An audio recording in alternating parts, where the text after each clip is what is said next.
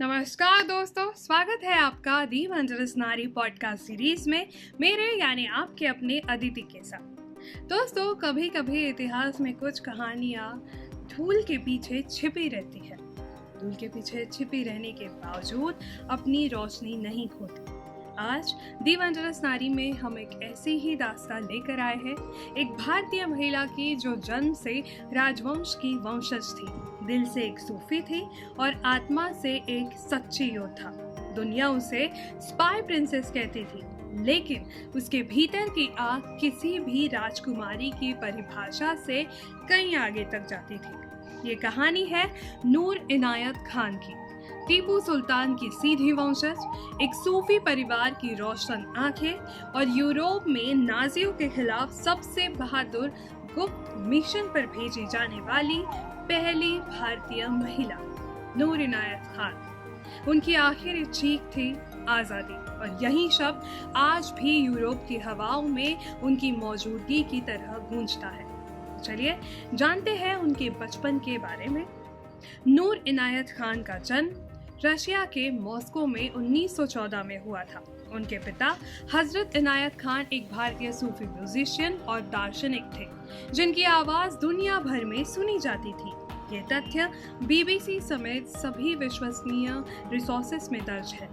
नूर टीपू सुल्तान की सीधी वंशज थी, एक ऐसा गौरव जिसे बहुत कम भारतीय जानते हैं।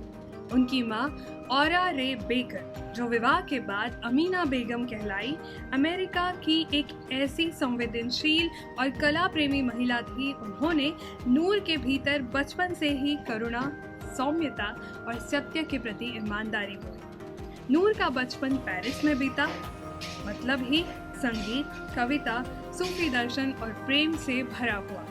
वह स्वभाव से बेहद शांत और कोमल हृदय वाली थी, लेकिन इस कोमलता के भीतर एक अनदेखा साहस भरा था, जो अन्याय के सामने झुकना नहीं जानता था। जब नूर के पिता का देहांत हुआ, तभी से नूर इनायत खान अपने परिवार की मजबूत दीवार बन गई।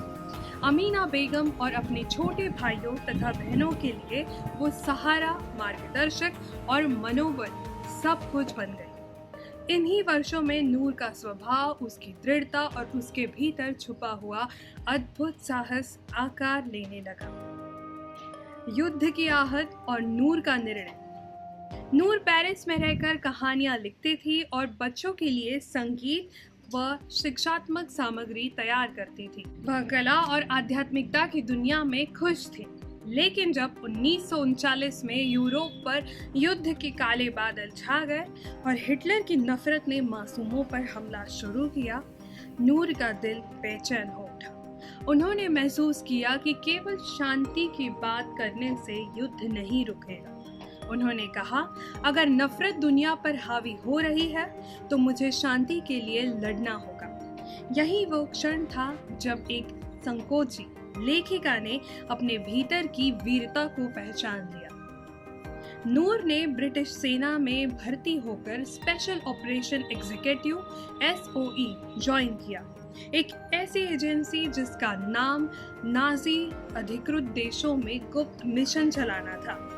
वायरलेस ऑपरेटर का नाम युद्ध का सबसे खतरनाक काम माना जाता है, क्योंकि सिग्नल भेजते हुए दुश्मन लोकेशन पकड़ सकते हैं। आमतौर पर इस जॉब में किसी भी एजेंट में औरत की उम्र 6 हफ्ते मानी जाती थी, लेकिन नूर इनायत खान ने ट्रेनिंग के दौरान इतनी असाधारण क्षमता दिखाई कि अधिकारियों ने कहा, she is the best we have today. दोस्तों, इस वायरलेस ऑपरेटर के कामों को हम कई फिल्मों में भी देखते हैं कि कितने खतरनाक होते हैं। फ्रांस में नूर का गुप्त मिशन। नूर का असली मिशन तब शुरू हुआ जब उन्हें नाजी ऑक्युपाइड फ्रांस में भेजा गया। ये दुनिया के सबसे खतरनाक इलाकों में से एक था, जहां हर गली, हर घर और हर आवाज पर गेस्टापो की नजर थी। नूर अपने साथ सिर्फ एक वायरलेस मशीन लेकर दुश्मन की टेरिटरी में उतरी। उन्होंने अपने लिए कोई स्थायी घर नहीं रखा। कभी किसी छत पर, कभी किसी बेसमेंट में या कभी किसी निर्जन सड़कों के किनारे खड़े होकर वो कोडेड मैसेज भेजा करती थी। लंच रेजिस्टेंस के पूरे नेटवर्क की कमान अब नूर इनायत खान के हाथों में थी। वो दिन में छिपी रहती थी और रात में सिग्नल भेजती। गेस्टापो ने उन्हें हाईली डेंजरस घोषित किया था और उनका एक ही आदेश था, फाइंड द इंडियन वुमन। लेकिन नूर ने 5 महीनों तक उन्हें चकमा दिया। 5 महीने, जबकि वायरलेस ऑपरेटर की औसत उम्र 6 हफ्तों की मानी जाती थी। नूर सिर्फ एक एजेंट नहीं थी, वो रेजिस्टेंस की हार्ट बीट बन चुकी थी। लेकिन हर बड़े इंसान के साथ धोखा तो जरूर होता है। नाजी नूर को कभी पकड़ नहीं पाए, उनका पकड़ा गया किसी अपने ही द्वारा।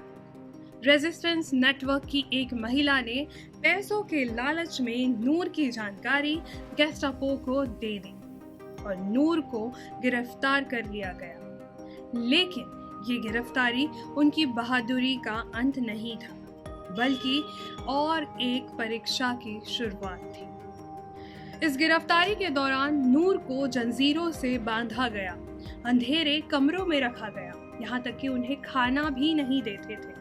स्टारवेशन, स्लीप डेप्रिवेशन और लगातार यातना दी गई। अधिकारियों ने उनके नेम, कोड और लोकेशन पूछे, लेकिन नूर इनायत खान ने एक शब्द भी नहीं कहा। 3 महीनों तक पूछताछ के बाद भी वो चुप रही और यही चुप्पी नाजियों की सबसे बड़ी हार थी। उस दौरान गेस्टापो की फाइलों में लिखा गया, "That Indian girl did not break." नूर की इस अड़िग हिम्मत ने नाजियों को स्तब्ध कर दिया था। वो इतनी कोशिश करते थे कि कुछ उन्हें लोकेशन मिले, कोड्स मिले, लेकिन नूर ने एक भी शब्द नहीं बाहर निकाला। नूर इनायत खान की आखिरी सुबह 14 सितंबर 1984 में ढाचाओ कंसंट्रेशन कैंप में नूर को बाहर लाया गया। वहाँ कोई अदालत नहीं थी, कोई मुकदमा नहीं था, सिर्फ एक आदेश था, शूट द इंडियन वुमन। नूर की आंखों में उस क्षण भी कोई डर नहीं था, उनमें सिर्फ एक लौ थी, स्वतंत्रता की लौ। नूर ने अपनी आखिरी सांस से पहले पूरी ताकत के साथ चिल्लाया, "आजादी!" और उसी क्षण गोली चला दी गई। नूर का शरीर गिर गया था, लेकिन उनका साहस हवा में तैरता रहा। उनकी ये चीख आज भी गूंजती है। उन्हें आज भी इस स्पेशल मोमेंट के लिए जाना जाता है। दोस्तों, आज लंदन में नूर की याद में एक मेमोरियल है। फ्रांस में सड़कों का नाम उनके सम्मान में रखा गया है। ब्रिटेन ने उन्हें जॉर्ज क्रॉस जैसे सर्वोच्च वीरता सम्मान से नवाजा है। लेकिन भारत अब भी नूर की असली कहानी से अनजान है। और यही कारण है कि दी वंडरस नारी पॉडकास्ट सीरीज का अस्तित्व इतना महत्वपूर्ण है। ये सिर्फ एक चैनल नहीं है, ये एक मिशन है। भारत की इन्हीं सभी वीर नारियों की भूली हुई कहानियां फिर से उजागर करने की, आप तक पहुंचाने की। अगर नूर की ये दास्तां आपके दिलों को छू गई हो, अगर उनके साहस ने आपके भीतर भी कोई चिंगारी जला दी हो, तो दी वंडरस नारी से जुड़िए, इन कहानियों को आगे बढ़ाइए, इस रोशनी को और ज़्यादा से ज़्यादा फैलाइए, ताकि दी वंडरस नारी को और भी ज़्यादा लोग जाने। तो इसीलिए दी वंडरस नारी को सब्सक्राइब कीजिए, ज़्यादा से ज़्यादा शेयर कीजिए और इस इनिशिएटिव का एक हिस्सा बन जाइए। क्योंकि मैं मानती हूँ कि कहानियाँ सिर्फ सुनने के लिए नहीं होती, कहानियाँ हमें बदलने के लिए भी होती है। तो आप सुन रहे थे दी वंडरस नारी में आज की वंडरस नारी नूर इनायत खान की कहानी। अगले हफ्ते फिर मिलेंगे ऐसी ही एक अनकही अनसुनी दास्तां के साथ दी वंडरस नारी में, मेरे यानी आपके अपने अदिति के साथ। तब तक याद रखिए, दी वंडरस नारी की ये दास्तां सिर्फ बीते हुए समय नहीं, वो रोशनी है जो बताती है जहाँ नारी चलती है वहाँ उम्मीद हमेशा साथ चलती है। तो इस उम्मीद के साथ मैं भी एक उम्मीद करूँगी कि आप हमें सपोर्ट करें, हमें लाइक करें, शेयर करें और सब्सक्राइब ज़रूर कीजिए। धन्यवाद।